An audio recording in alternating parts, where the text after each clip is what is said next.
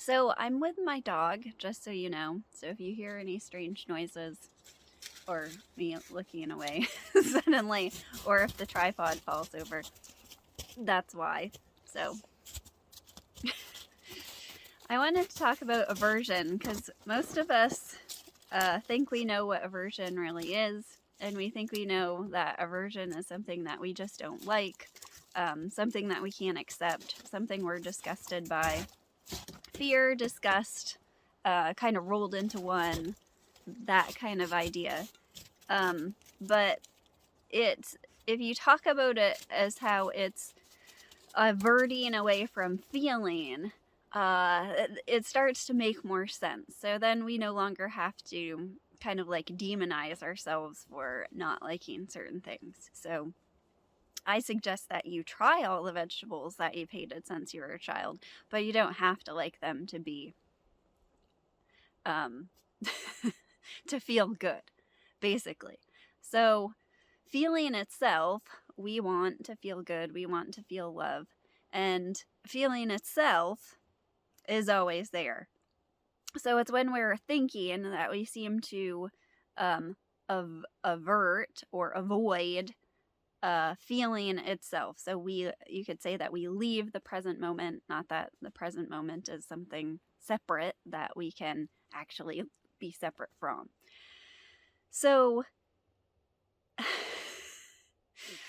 what this looks like is pretty amazing because a lot of the thought patterns about who we are and what we're doing and what other people are like are aversion. So, for example, about a month ago, I was driving, and where I live is super rural, and I love driving. It's really fun to drive here. There's not a lot of traffic, not a lot of other people around. So when I go to a city, um, I feel like I haven't had that uh, practice. Like I don't have the confidence, and so there's been a lot of fear around driving and a lot of like shame for not being able to like hold my confidence in like city situations where everything is going on around me. So I was just like in this little town, and I had gone into the eye doctors, and I was getting ready to pull out from the eye doctors, and the roads were totally snow covered. And there was a tractor trailer that was going by quite slow, and he had his turning signal on. And so I kind of went to my automatic response of, oh, I'm too far out in the driveway. He can't make his turn. So I pulled out in front of him. And as I did, I realized that he wasn't turning where I had been, and I'd pulled out in front of him.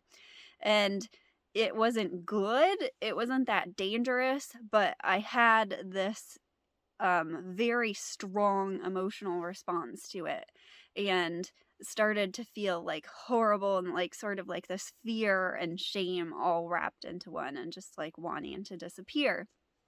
And that was such a stark contrast to how I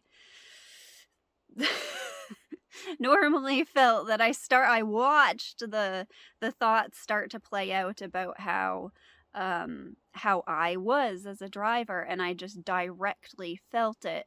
And the contrast was so shocking, and just like it felt like such bliss and such relief and such, I can't even describe, that it ended up being the highlight of my day. Like having a stupid situation where I made a mistake and, nothing happened. But so it's in the thinking and thinking of ourselves that we're avoiding, or that's the aversion. It's so direct.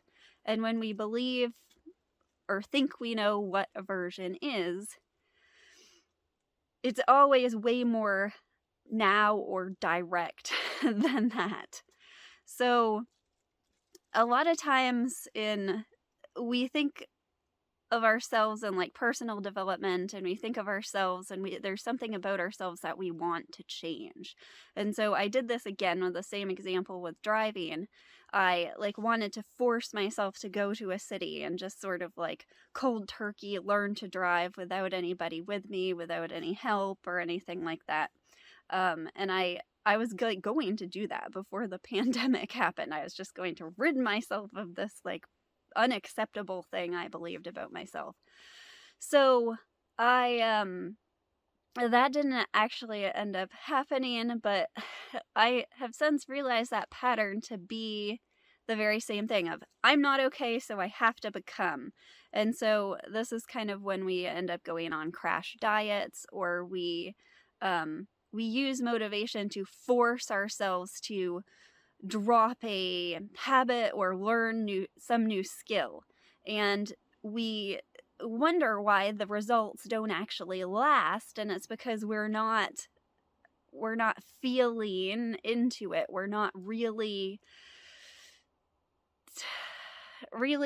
sitting with what's going on there. So generally this looks like thinking about how I have to be rather than being, and realizing that you're being. And so we end up, it's as if there are two, and this is where non-duality comes into play. We make like an enemy of our body, and we have to make our body like become this thing. And so there's this idea of how it needs to be and how it actually is, and this sort of like dissonance as if we were two.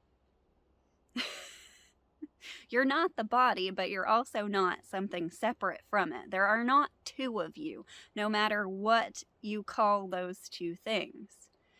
And even having an idea of myself and having a disease, no matter what the nature of that disease is, whether it's a physical disease or a mental disease.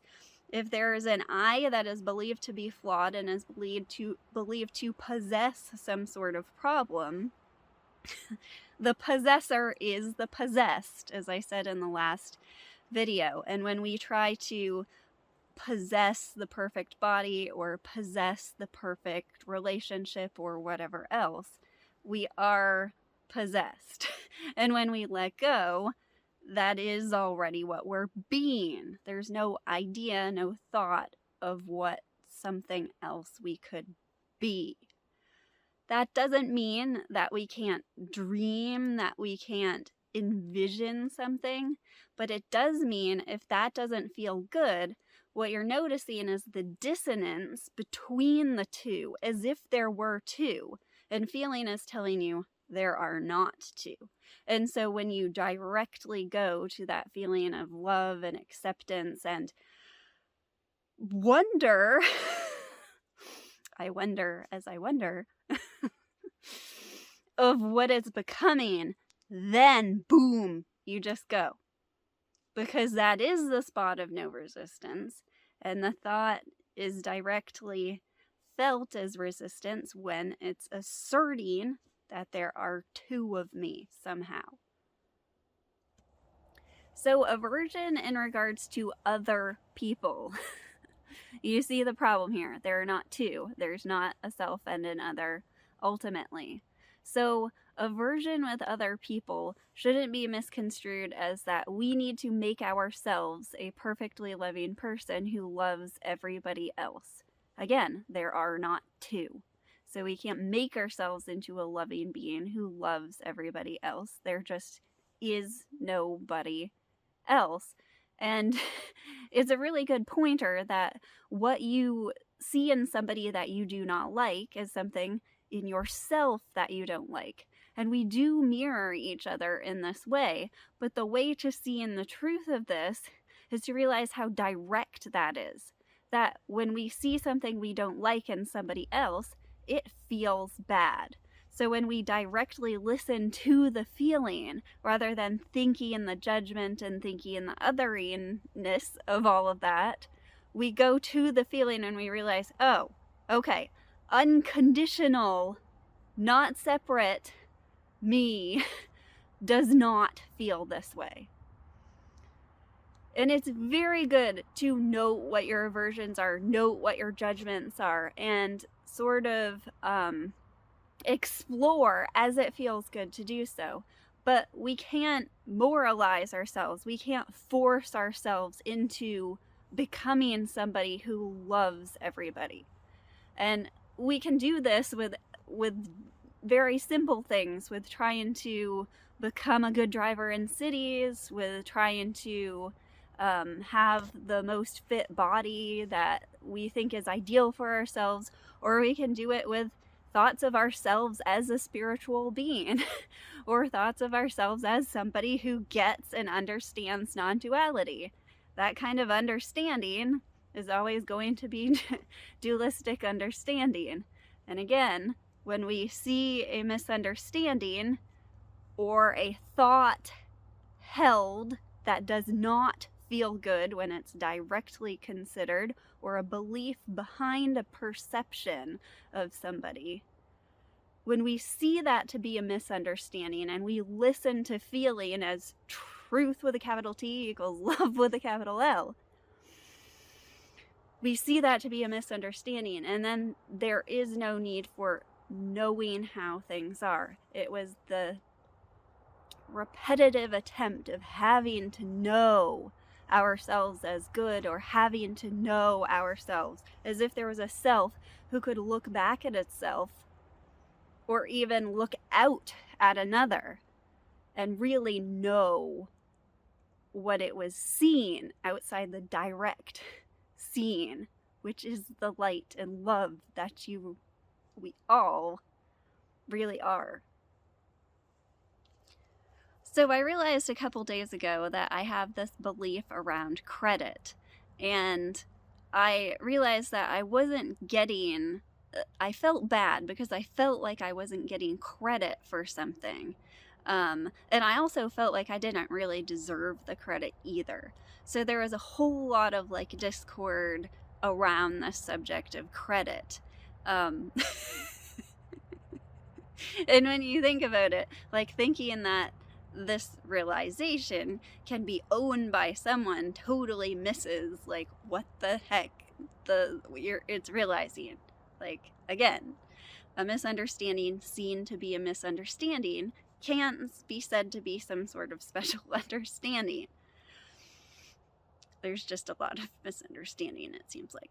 But so now looking through my whole life, I realize that credit, there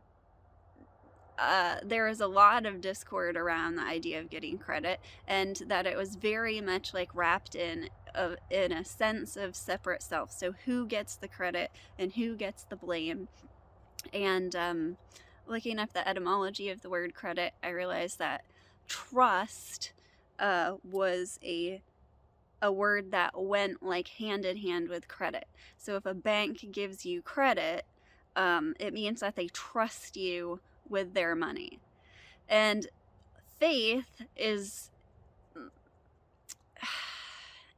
faith meaning not just believing in something, like a religious kind of faith, but a knowing, not a knowing, but a knowing. I wrote this out to somebody today and couldn't stop laughing because there are so many O's I had to write in. Knowing with a capital K. That's faith. But if we think that we can believe that we trust a certain person, then we set ourselves up for a fall there, because it's trusting or crediting something outside our actual source. It's making two. There's one outside that I can trust, and there's others that I can't trust. And so that's, again, averting away from feeling from the direct, unconditional love that I am. So then I love how the universe just brings this out. So I was writing something to somebody, and they were telling a story about how they healed from a very serious illness, and I said, that's incredible. And I realized that what I was saying is there's that's not credible. Incredible, not credible. So would you rather be able to give credit to something, or would you rather be incredible? Again, it's the The word wonder means I wonder, I don't know about this. And it also means like a sense of wonder and delight.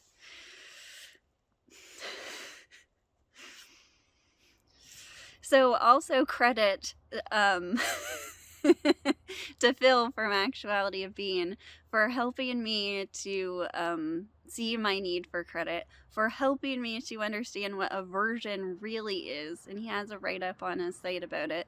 And we started a forum, which I am so excited about because I have seen firsthand how incredibly helpful it is to talk to other people who are like exploring these same things and appreciating and seeing these same things. So come check it out. Actualityofbeing.com, and forum is just on the tabs and sections there. And it just started, so I'm super excited to see where it goes, and I hope to see you there.